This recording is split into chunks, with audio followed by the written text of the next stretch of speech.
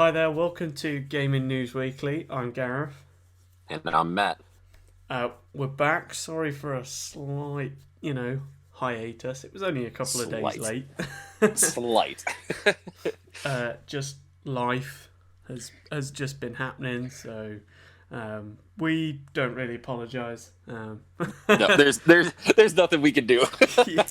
But we are trying to knock together an episode for you now, so you can just get our thoughts on what we've been playing and what's been happening in the sort of week and a half's news. So so Matt, why don't you just go straight on ahead and just let us know what you've been playing? Because I know you've managed to cover a couple more games than me.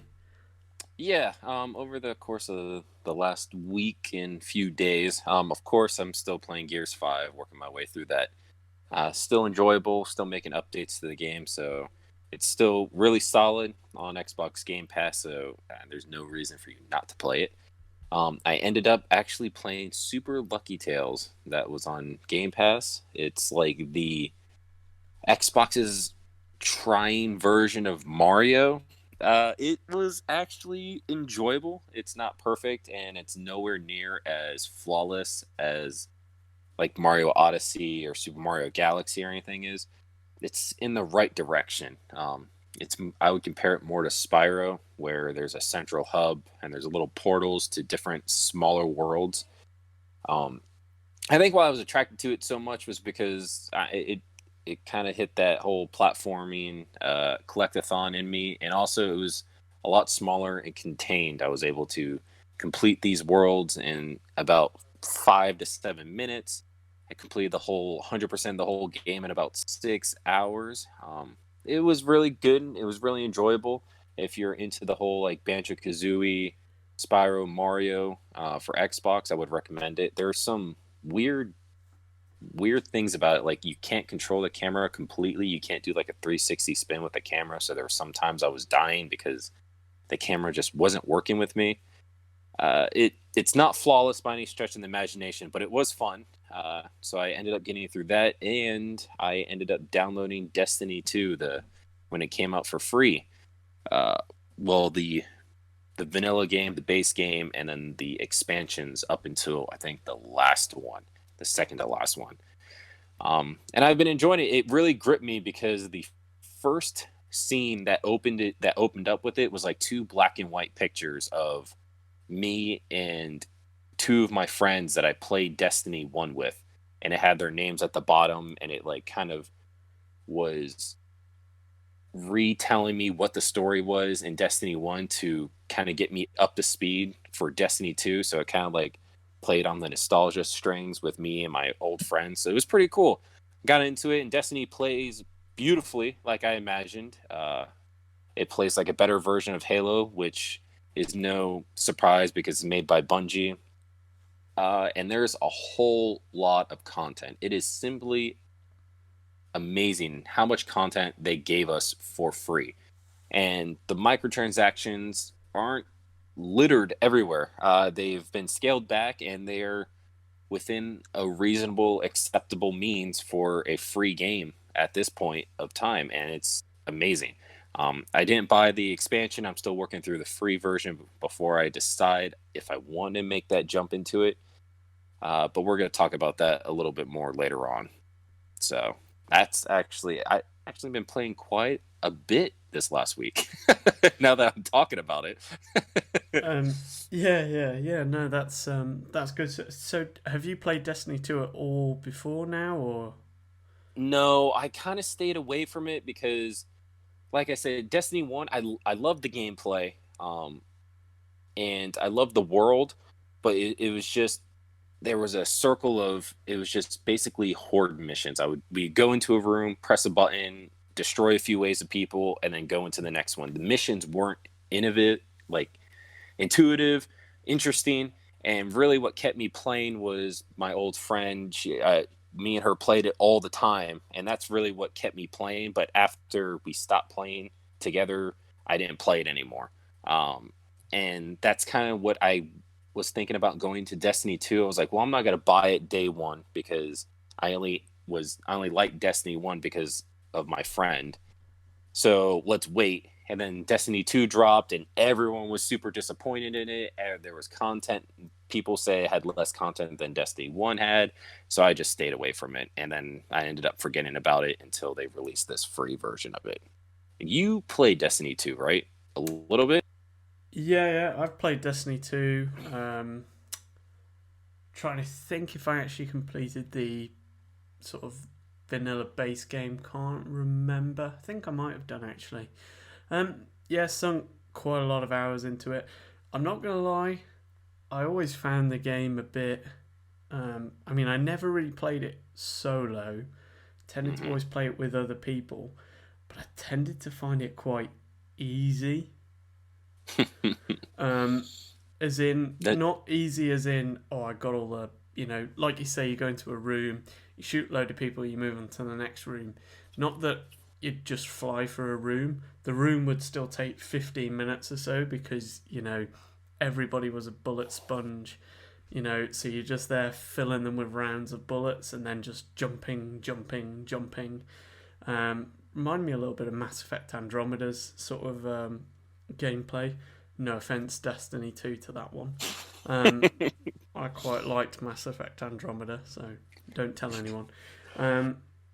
But yeah, I enjoyed it, and there's a huge community there, and I am intending fully to jump back into that game. I think maybe start up a new Guardian. I'm not sure, but yeah. So I'm glad you're enjoying Destiny 2. That's good stuff. Yeah, I mean, and they added in it's not cross-platform play, but you can play on like your PlayStation and then move that save over to your Xbox or play it on PC, and it's like cross-save too now, so it's pretty cool because now I can play on my PC and still make progress towards my original account. They made a lot of progress, and like you said, if you've only played the vanilla game, they have all the expansions after that up until like the last expansion. So there's like 3 expansions onto what the free version has. So it's a lot of content for free. Cool, good stuff. Well, if that's all you've been playing, I say if that's all you've been playing, that's a lot more That's than I've all. been playing.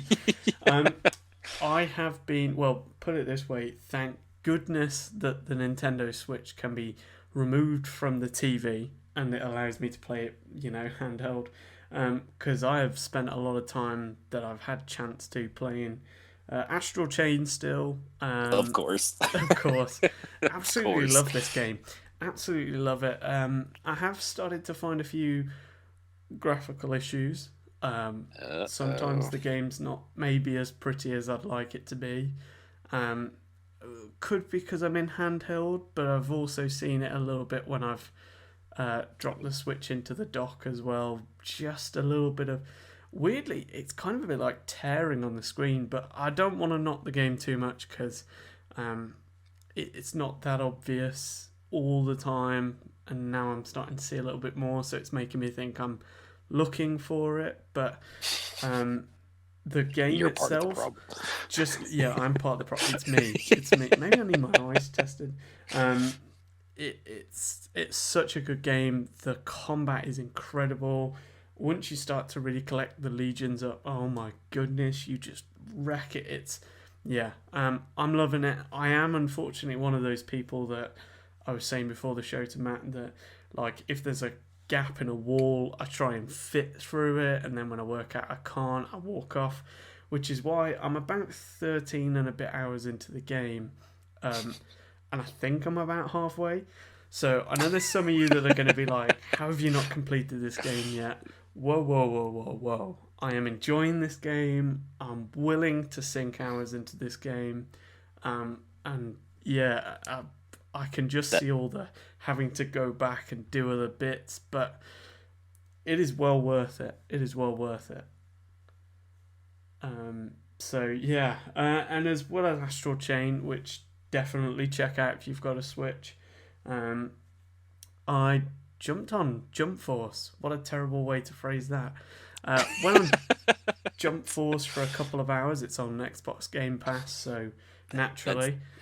That's different for you. Yeah, not my kind of game normally. Even though I'm playing like an anime style game on Switch. It's not your typical game, but wow, it's a very, very pretty game. It looks good on my Xbox One S. I don't know how good it'd look on somebody's Xbox One X. I'm not that much of a console snob, so Wow. wow. Just gonna slide that one in, huh? Just gonna slide that one in. No, it's jealousy. It's jealousy. I keep looking at 4K TVs. Just do it. Make the jump. I'm holding out till next holiday, but Joseph's got us covered with that shortly. Yeah, it looks incredible.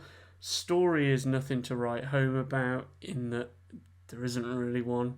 The create your own character looks pretty awesome, though I'm terrible at them and just want to get through it straight away, so I always regret the choices. But the combat's good. I am definitely avoiding online play by all means. Always on fighting games, I always avoid online play. I reckon I would have my arms ripped off, and I mean like my actual arms ripped off, because I just suck that much. You and me both. And then beaten with your arms. And then beaten with my arms. Yeah. But, it's no Injustice, it's no Mortal Kombat, but it does look good, and some of the... Oh, yeah, it's okay. It's okay. I think if you've got Game Pass and you want to spend some time on a game you've never played before, give it a go. If not, I'd walk on by. It's nothing to write home about. Sorry, whoever developed Jump Force, my bad. Now, in their defense, the fighting game isn't really yours or mine cup of tea, too. No. Walking so we're kind of going into it. I hate you. No, it isn't. It isn't. That is very true. Though Injustice, I absolutely, and I am a big DC fan. Big disclaimer.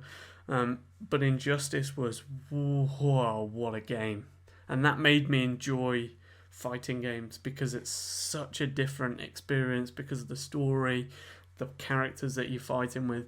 Maybe if I was a bit more into my manga, One Punch sort of universe, I'd kind of be okay, but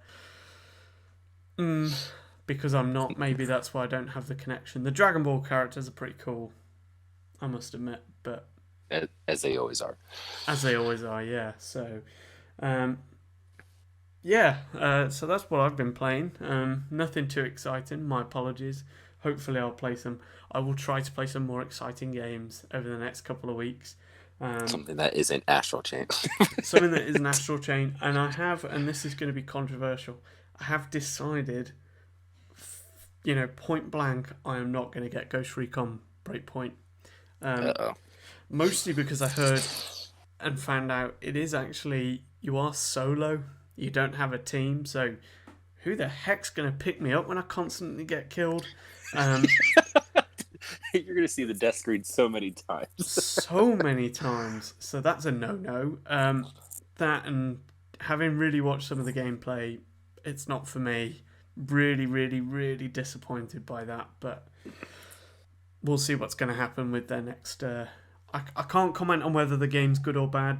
Do not hear me say that. It's just not my kind of game. So I know I'd said when we were talking about Breakpoint, I might give it a go.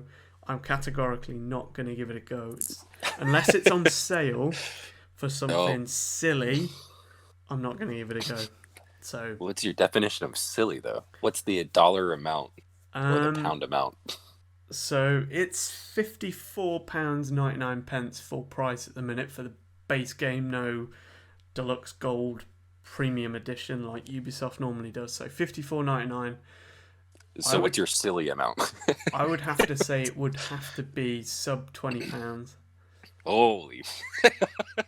So you don't plan on getting it for like the next 4 years? Well, Wildlands now is around about £15. So when did that come out? 3 years ago? 3 years ago, I think. Yeah. So, disclaimer, I'm not going to be buying that. I know I said I thought I would. No, not the game for me. So, sorry for anyone that thought this had become a Ghost Recon Breakpoint podcast. It's not. But don't leave, please. We have other stuff we could talk about. Yeah, but don't leave. We have other stuff we want to talk about. And one of those things is coming straight from our listener, and that is Joseph De Villa. You know, dude, you constantly are messaging us and Yeah. commenting and giving us topics. So, a round of applause for you. Give yourself a pat on the back. Thank you for reaching out to us. And he's, commented in the Facebook page, which you can find Gaming News Weekly. Um, Just plug so, it in. just a little plug there. Joseph says, have either of you guys heard any information about the new Xbox Scarlett? I know they've been releasing a lot of information about the PS5, but let's all be honest, who really cares about that? Shots fired. Shots fired by Joseph. And as a quick disclaimer, I did actually reply to his comment by saying, bro, we can always make time for the Xbox Scarlett. So we're going to do that. So just to put a little bit of context here, PlayStation have been going to town with their information regarding, surprisingly, what they're going to call the PlayStation 5. That was surprising to me. Whoa, no way. They have a bit more of a regimented naming schedule than Xbox do. Unlike Microsoft, yeah. They got us on that one. Yeah, they got us a couple of times. So yeah, the Microsoft Xbox Scarlett. Well, one cool thing that we're aware of is that every Xbox One controller that you're currently using now, including the Elites, will connect to the Xbox Scarlett, which I think we've all been there cross-generation, where particularly with the Nintendo Switch, you're looking at £70 for a new set of Joy-Cons for the Nintendo Switch, and it's about £55-60 for a Xbox One controller. Now you're going to have multiple controllers, day one on an Xbox Scarlett. That, to me, I know it's only a small thing, that's a huge thing for me. Oh yeah, I mean, but it sits with what their whole plan is, like how they have the Xbox One, the Xbox One S, now the Xbox X, and the Scarlett. How they're having their games play across all the platforms. They're just kind of creating an ecosystem, a family of systems. Everything works together, and like you said, it's brilliant. I don't have to go out and buy new controllers to play on the new system when I end up getting it. It's a fantastic idea, and it's consumer friendly. That is one of the huge things, which is amazing. Yeah, I mean, as well as that, we know, unsurprisingly, well, I say unsurprisingly, this is one of the few generations where it's happening. Both consoles, so the Xbox Scarlett and the PlayStation 5, are going to be launching in the holiday season, as y'all Americans call it, 2020. So next Christmas, for those of us that aren't unusual, next Christmas is going to be the release time for those. So I wonder how early that's going to be. November, maybe a little bit earlier. Nah, I would. Well, I mean, what the Switch released in November too, didn't it? Yes. Yeah, I think for the most part, all systems have been releasing in November-ish. I would say November, and the holiday season of 2020 of next year isn't a surprise. Everyone's been guessing it because it's been rumored around, and it's the best time to get a new system out for the sales wise. So, I mean, they of course haven't said anything confirmed wise besides just the holiday of 2020. So, I mean, this is all speculation at this point.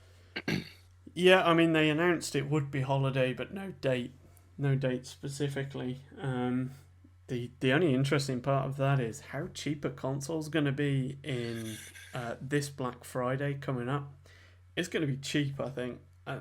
Sony and Xbox aren't going to want to miss out on any sales of any consoles that they're going to think they're going to lose, because everyone's going to be saving their pennies up for the £500 pound plus brand new console that they're going to buy next year. So I think we might see some consoles dropping sub 200 maybe.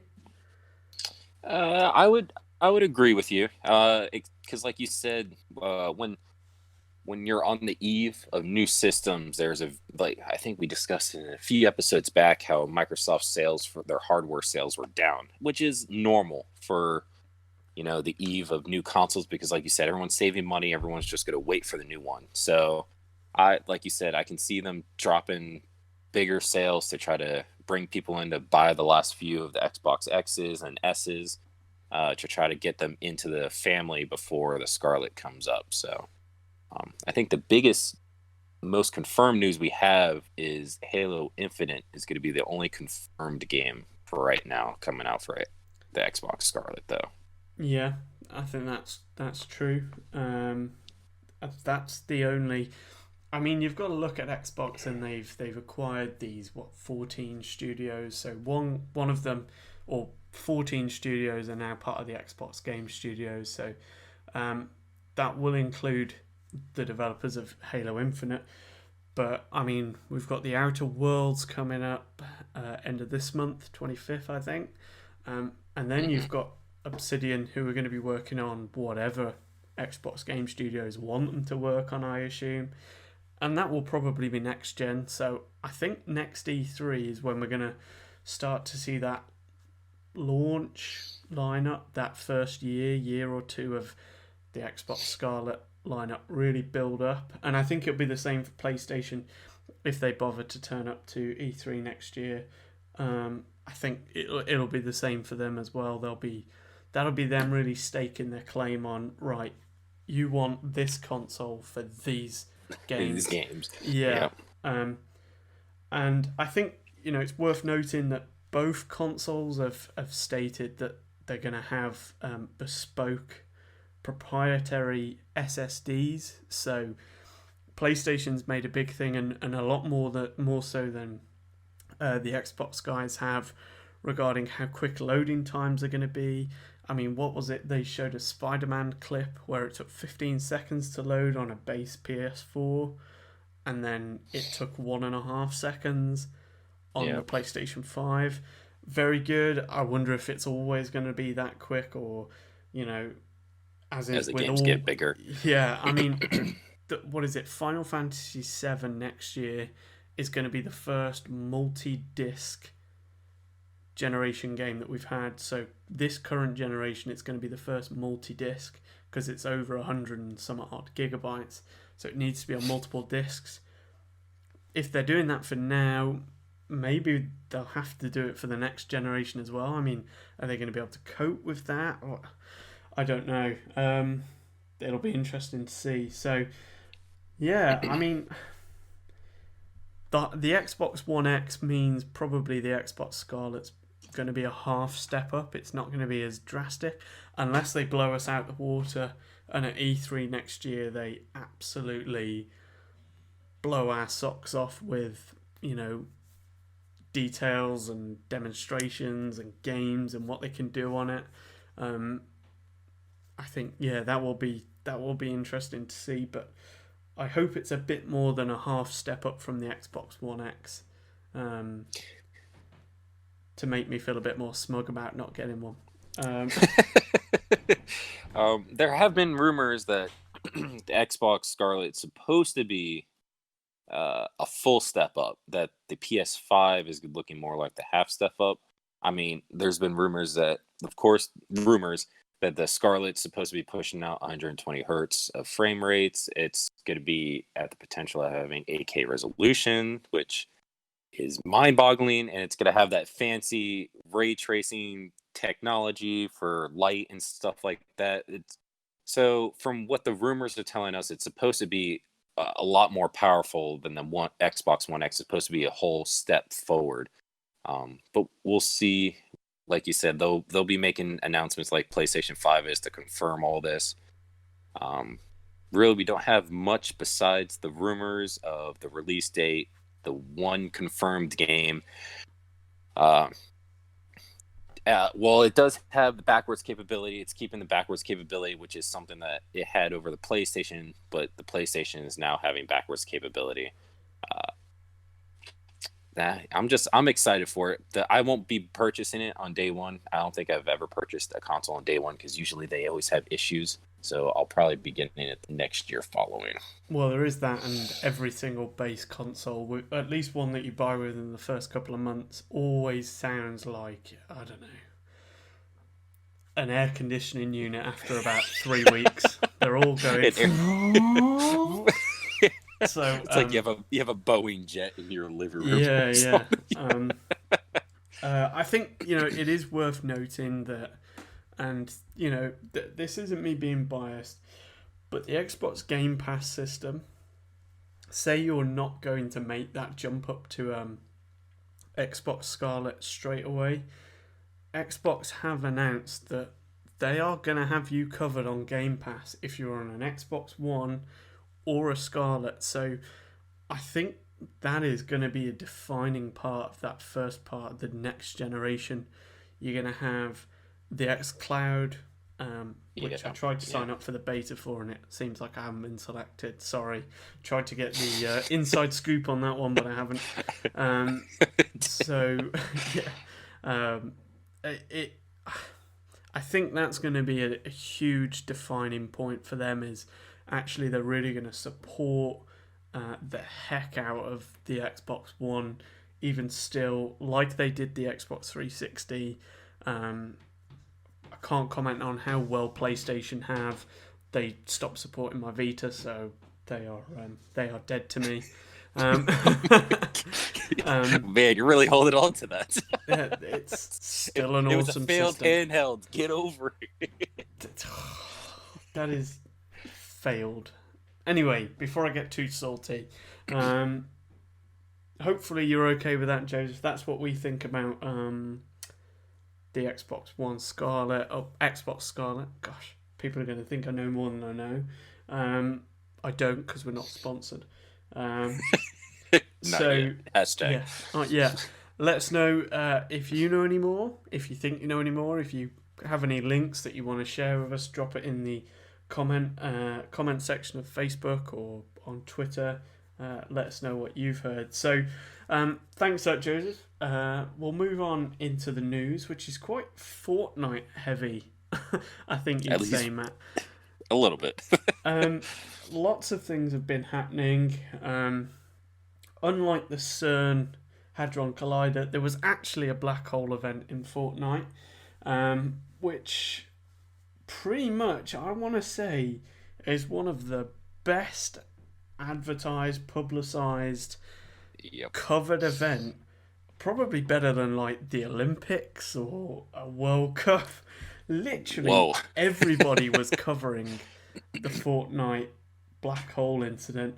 Even BBC News pinged up a notification to me. Breaking news: black hole appears in Fortnite map. No way. We've got Brexit going on in the UK. We've got the Queen doing speeches in Parliament. But it doesn't matter, because actually there's a black hole has appeared. That's hilarious. So, Matt, I don't know if you know a bit more about Fortnite than me, because, I suck at Fortnite, so I stopped playing.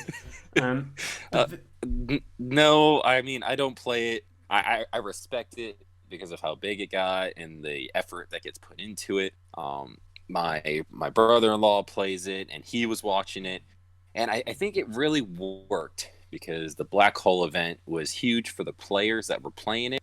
And then it even made news for the people who don't play it, because the people who didn't play it were sharing news about it and be like, oh, yay, Fortnite's dead now, which obviously it wasn't. It was probably one of the best PR events ever to get hype for it. And this kind of goes into the other story, how the revenue dropped for Fortnite, which is normal for every video game over a long-term period like this. I mean, you have to consider the fact that Fortnite was huge last year. It was the biggest game ever. So an event like this was just a major uptick for them, social media-wise. And like you said, like major news coverage was on it. It was brilliant. It's really, and on the bottom foundational floor is just a rebranding. It's a chapter 2. It's not following the seasons anymore. It's a whole new chapter where it added more stuff where you can, drive around on boats. You can upgrade your weapons in the game. Uh, that's about all I really know because I don't follow it Fortnite too much. But it was brilliant. It was a great job by Epic Games. Yeah, I think Fortnite has become this phenomenon, and I think like maybe Minecraft was previous generation, and to a certain Yeah, extent until Fortnite came out, that was sort of yeah, that was sort of what everybody was talking about. Um, but Fortnite has blown, you know, the world of gaming apart, and it's really fragmented people's opinions. They love it, they hate it. It's full of microtransactions. It's free to play, so that's okay, or whatever. And I think when you look at the numbers, um, as I say, it's a free to play game, but the majority of their revenue, 83% of it, um, is the V Bucks. So that's the currency that people buy, and then that allows them to purchase things within the game. That's where most of their money comes from, which is incredible. I mean, the amount of money that we're talking here is unreal. Enough that they've been able to set up an actual game store on on people's yeah. PCs, for them to be able to then sell games from is a huge thing. I mean, I know they've got a big Chinese backer or Korean backer. I can't remember which one, but they've got big backing. Apex Legends came in. As soon as Apex Legends appeared on the scene, everybody went, see you, Fortnite. Thank you. Cheers for that. There's only room for sort of one sci-fi, not realistic shooter. PUBG's got its cult following, and that's got its own battles with Vigor and Daisy and H1Z1. I know they're not realistic because they got zombies in. But bear with me. Same difference. Apex Legends came in, and it only really has won the occasional monthly battle against Fortnite. They seem to, 1 month Apex is top, 1 month Fortnite's top. But if you go on Twitch and Mixer and those sorts of places, Fortnite is still a heavy part of the streaming world, and I don't think that's ever really going to stop. Much like Minecraft has never really stopped. There's loads of Let's Play videos on YouTube of Minecraft, so fair play to the Fortnite developers for creating what they've created. Huge, fair play for this whole event around a black hole. It was incredible. I watched a highlights reel of it, and yeah, do you know what? I'm there going, whoa, this is crazy. And then to bring out a new map. New map is an interesting word. I would say it's a little bit of a retexturing, having looked at it. And then the battle pass starts up again. Fair play to them. They know how to get people's attention, and I imagine people will have jumped back into that game Just for that. Just for that, yeah. And now that I think the new map's live. I haven't checked that. I think so. I think the new map's live. The whole chapter 2 is live now. So yeah, if you're playing that, let us know what you think of it. I certainly won't be. So Nothing against it. Just we don't like it, but we can respect the quality of game that Epic Games has put out. I'm not gonna lie. I will occasionally drop on Twitch or Mixer, and I'll watch people play it because it is quite interesting to see how good people are at that game. Oh my goodness. People building while shooting, like spinning around in 360s. I'm just like, no. I mean, sometimes I have to mute it because all you can hear is them tapping on their keyboards to change, the what's its name, and I just fair play to them. So yeah, well done Fortnite, well done Epic Games. Moving on to our next story, it's our friends over at Sony have opened up the PlayStation 4 cross-platform multiplayer. They've allowed all developers to look into utilising it. And Finally. Fortnite, Rocket League, We're among the first to try it. That was around about 12 months ago, I think.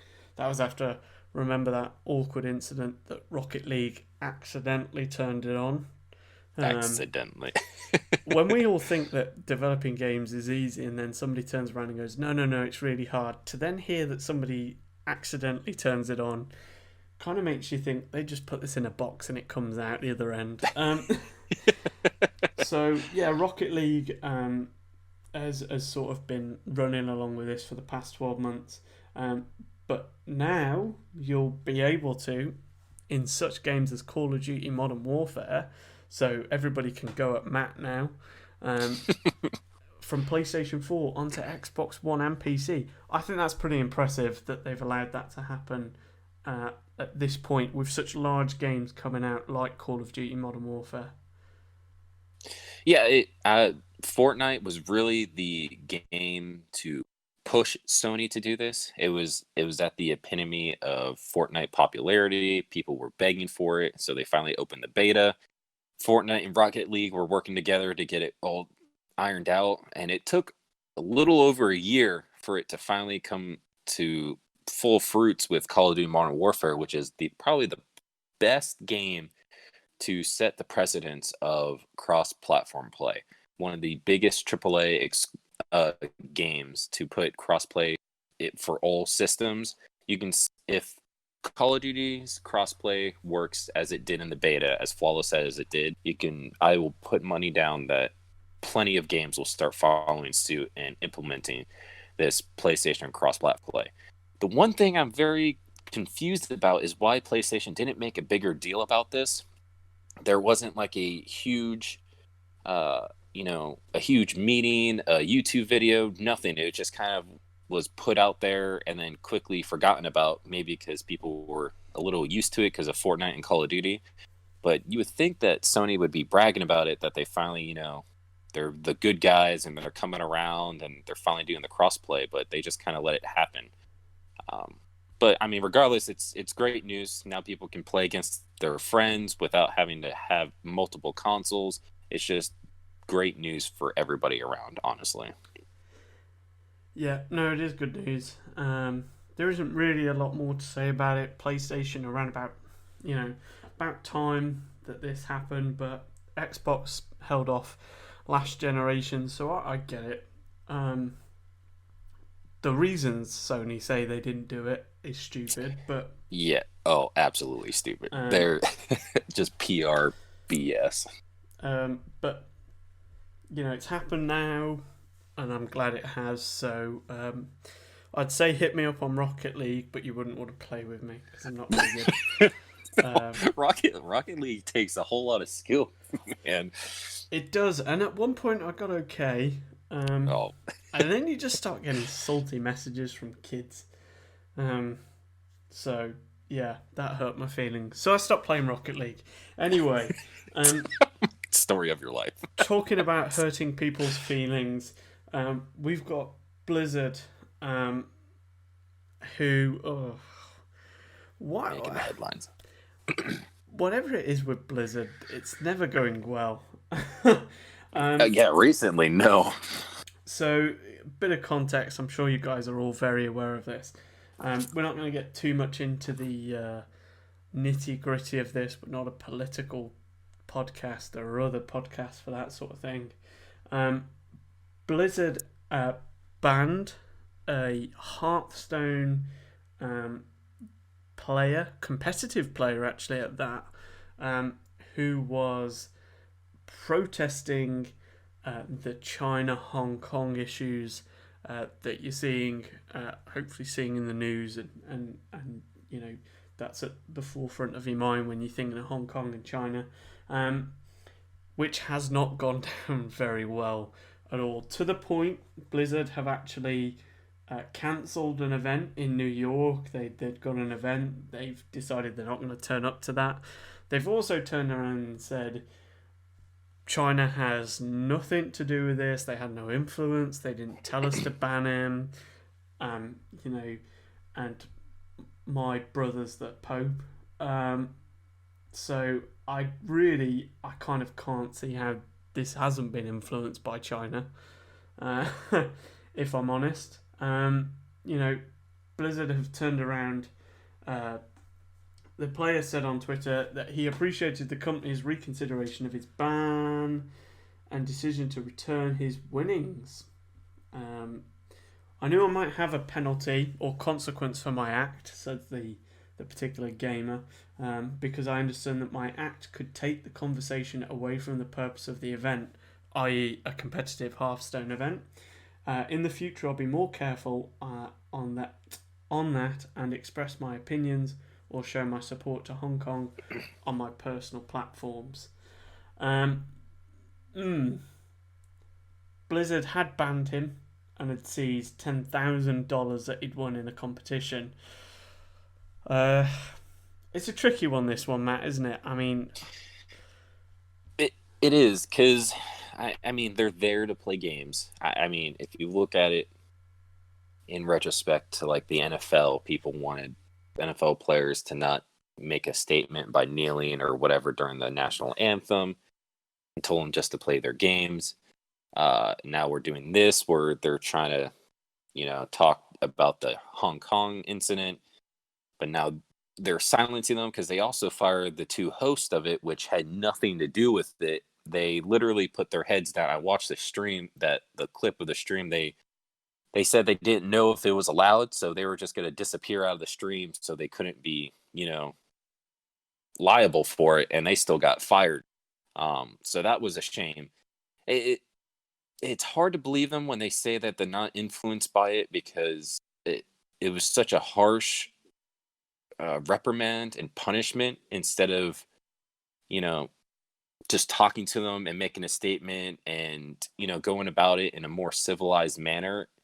I mean two other companies, Epic Games and Riot Games, have been able to capitalize on this mistake. Tim Sweeney, from the CEO of Epic Games, and Riot have come out and said that they'll never uh, shut down anyone for their political speech on their video games, which is interesting because Riot Games is mostly an Asian company, and then Epic Games has a 40% stake of it is owned by Tencent, which is in China, based in China as well. Uh, it's sticky. I mean, I can see where they're coming from by banning them because maybe they want to keep it focused on the games, but they should also allow them to speak their minds. I'm just gonna sit by the wayside, and uh, there's been a lot of boycotts against Blizzard, and like you said, Blizzard has been responding to the boycotts. They've a lot of internet people have been turning Mei from their Overwatch series into Hong Kong protesters. And without going into the political nitty gritty, because that's not what we're here for, like you said, I mean, this is an interesting situation to leave it off on that. I don't know how to go into it without getting into the political back and forth. yeah, no, it is tricky. I think, put it this way, the gaming world should hopefully and is normally a sign and a beacon of what it looks like when people that have the same passions, have the same they take the same enjoyment out of playing games together. What a community like that can do together, Yeah, and to have people ripped from that community, to be isolated from it, to be fined from it, never looks good. It just never looks good for Activision Blizzard. Hence why I think they've sort of walked back a little bit on this. Money is always going to be the determining factor in this. I'm not so sure it's all about their controlling stake, because actually I think it's less than 5% of Activision is owned by a Chinese sort of division.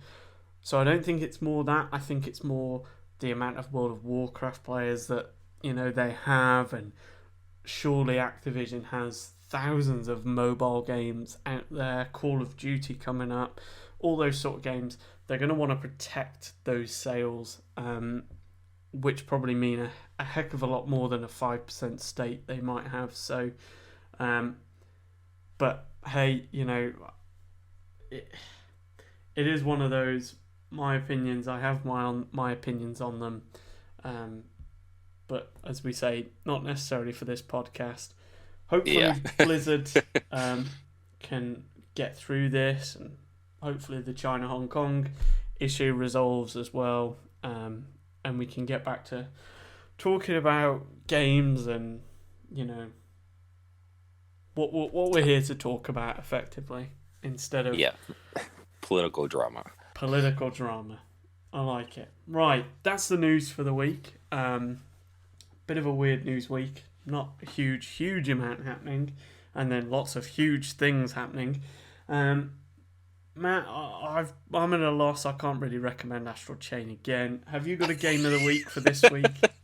I'm gonna recommend Destiny 2. I put a few hours into it, but I think it's deserving of the game of the week. Bungie split from this is I believe a direct representation of how Bungie wants to go forward with the Destiny brand after their split with Activision. They really hurt the loyalty of their fans with the Destiny 2 launch, and their few expansions afterwards didn't live up to expectations. They finally made the split from Activision. I think this is what they're trying to show, that they're trying to earn our trust back. It's simply amazing amount of content that is within the free aspect of Destiny 2. There's no added microtransactions that aren't part of the major game, even with if you bought the newer expansions. They're non-intrusive, they're basic AAA where you can it's cosmetic stuff. And just the content is amazing. You have the entire full game, the next few expansions, you have the PvP, you have all the raids that were released up to the last expansion pack, which is huge. It's simply a huge game for free, and it's really in making me trust and have loyalty in Bungie after they faltered a little bit under Activision's wing. I can't really say anything more about it. The game plays beautifully, as you expect. The gameplay is nice and tight and smooth. The game looks great. The missions that I have been able to play from the new expansion and stuff, they are a step above what Destiny 1 had. They are far more interesting. At the point of where the game is now, it's far better than what Destiny 1 was. They've improved it, and I think it's a very great show of honest and truth to their fans and trying to win them back. So I have to recommend Destiny 2. At least the free version. I haven't been able to get into, I think, what is it? Destiny 2 Shadow Keep. I'm going with Destiny 2 New Light. There's no reason not to try it. If you haven't tried Destiny 1 or Destiny 2, if you're into first-person shooters that are similar to Halo, with the loot aspect of like the Division or Diablo, you're going to really enjoy it. It's a great game so far. Yeah, okay, cool. I would concur. Destiny 2 is a decent game, and for free, I'm not going to moan it for free. I paid £5 for it, so it's got to be worth for free. That was back when Destiny 2 wasn't necessarily the best game in the universe. Cool. So we've recommended a free-to-play game for Game of the Week. No, but it's worth it. Right, moving on to trivia. Let's make Gareth cry. All right, so we're going to try to stick with the whole... I figured it would be fitting to go with the Blizzard mentality. Hopefully you've played or know of Blizzard games, because that's what's going to be on. It's what's going to be on. Well, we'll have a good go. I can wait. Let me set Siri up. Yeah. Hurry up. All right. They're not going to be multiple choice. Not multiple choice, because I think at least 3 out of the 4 are easy enough for you to get. Oh no. Yeah. If you start to struggle, I'll throw some multiple choice in there. Oh no. All right. Okay. The first one. What is the highest selling Blizzard game? Sold the most copies. Oh, I'd say that's got to be fairly easy. It's got to be. Now you're not being mean to me here. It's got to be World of Warcraft, hasn't it? You're not Is gonna. that your final answer? It's not gonna be like one of the expansions of World of Warcraft that nobody's No, no, heard of, but no. it's sold. It's got to be World of Warcraft then. Is that your final answer? Uh, I think. It's not going to be a Call of Duty. World of Warcraft's been around for 14,000 years. I believe the Egyptians played it. Well, I mean, let me just say this. It's not going to be Call of Duty because that's. I'm going with strictly Blizzard games, not Activision Blizzardy games. Right, okay. It's going to be only Blizzard. World of Warcraft then. All right. No. What? From what I got from the Blizzard Wikipedia page, it's going to be Overwatch with 35 million. World of Warcraft, I think peaked at it. I went across several different sites. It peaked between like 12 to 15 million subscribers. I'm blown away. I might just end this podcast now. Okay, Overwatch. That's nonsense. Okay. That is. Well, we're getting off to a good start here. Yeah. Go All right, play Team Fortress 2. But someone's salty. All right. Highest rated Blizzard game according to Metacritic. Highest rated Metacritic. Blizzard game. Yes. Highest rated Blizzard game. Not Activision, so like not Tony Hawk or Call of Duty or anything, just from the core Blizzard games. None of the expansions or anything like that. The expansions aren't in the running. Okay. See, now I'm instantly drawn straight back to Overwatch, thinking the answer is always Overwatch. It's never XCOM, it's now Overwatch. But I'm thinking, is one of the Diablo games, is that Blizzard? Is that not Blizzard because it's... That's awkward. Yes, I'll give you it. Diablo is Blizzard. It's awkward because it's one of Diablo's, isn't it? It's not 3. 100% it's not 3 because that got trashed at launch because of a load of issues, didn't it, with the multiplayer?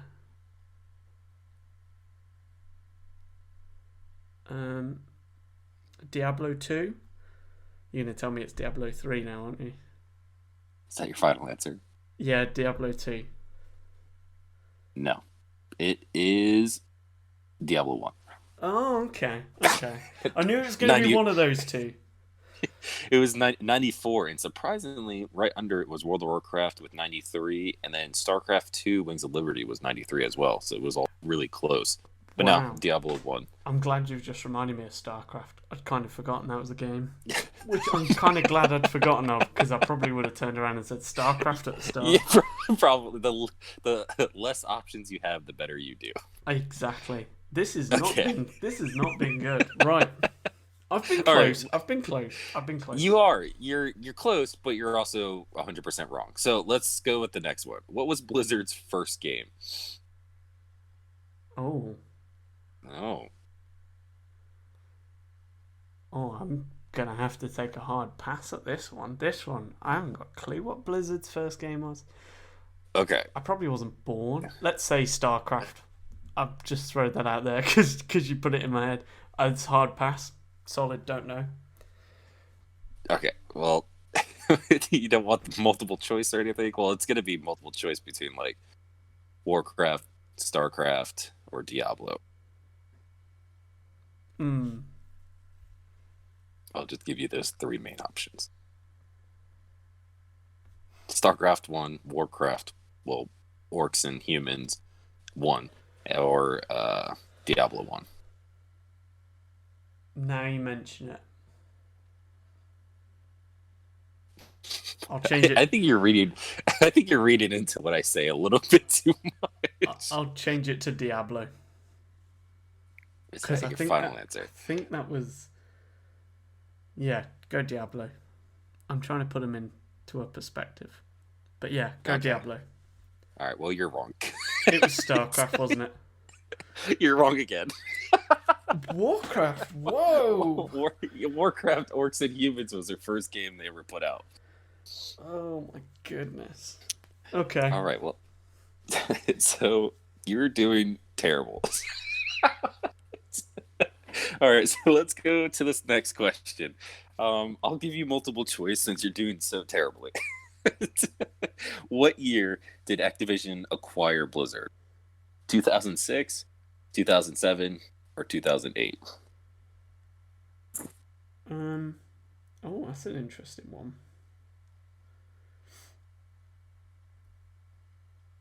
Please, Gareth, just get one so our listener a little bit of faith in you. Hopefully they've lost all faith in me. Or by the 11th episode, I would have assumed they have. Um. I think it's later than I think, so I'm going to go 2008. What are you going? 2008. I think it's later than I think. I think it's 2008. Is that your final answer? Yeah. Dang it. Yeah, you got it. 2008. Yes. You got one right. Yes! 1 out of 4. 1 out of 4. Let me call my mom. That's an accomplishment in and of itself. Yeah, I could cry. Well, actually, let's not dwell on the fact Tony got 1 out of 4. We've had a last minute trivia question sent to us on the Facebook page by Joshua Carl. Oh. No relation, I'm sure. No. So we've had a last minute message come through.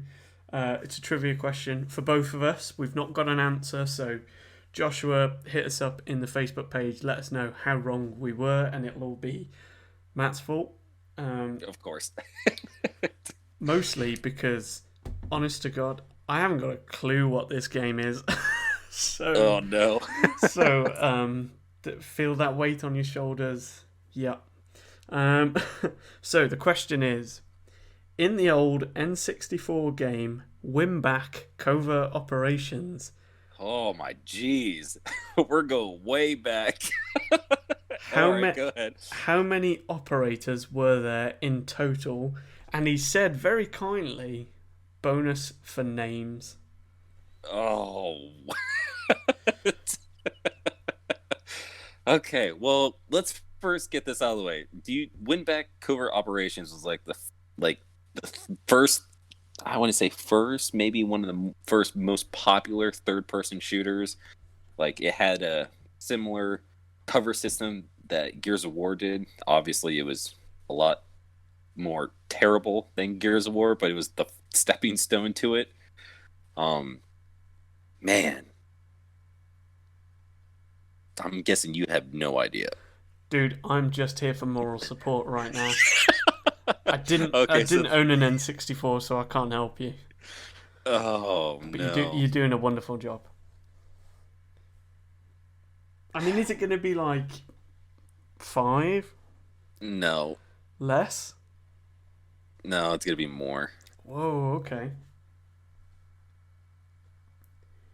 Okay, first, I know that there's a dude named Matthew. Because I always remembered it because your he had my Matthew. Name. Yep. And yeah, I'm glad we made that link together. So that's one. If I remember correctly, he dies too. He dies in the game, which is a fun fact because I think there's multiple endings to this game. Anyways, there was a Steven as well because he's one of my brothers, and that's how I remembered it too. Just out of interest, is there a Joshua? Well, I don't think there's a Joshua in the game, but I do have a brother named Joshua who happened to submit this question. I'm only just checking. What was the girl's name? There was a female too. So I don't know her name. 3.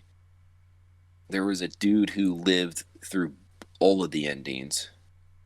I think he was the only one that lived through all of them. 4.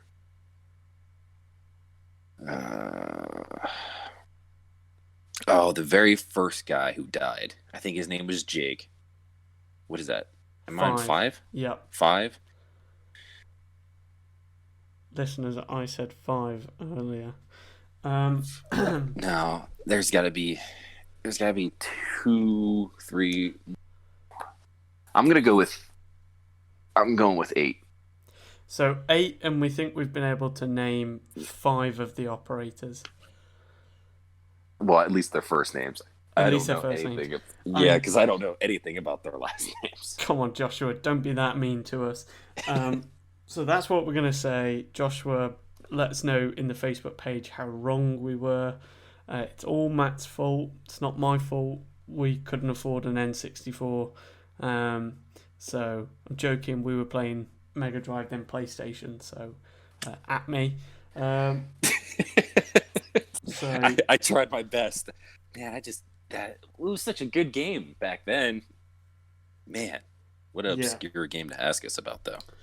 Sorry, Joshua, we didn't cover the other things you put in the Facebook post a bit late on in the show. We need to wrap things up because this has been a little bit longer of a show, but I guess we've, been off a little bit longer. So big apologies. So they about deserve that. it. You deserve that, yeah. So let us know what you thought of this.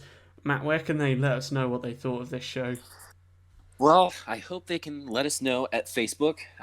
Like Josh proved and like Davila proved, we try to stay fairly active on Facebook. We talk to you guys. We include your thoughts, your questions, your comments all into our show. We like involving you guys as much as possible.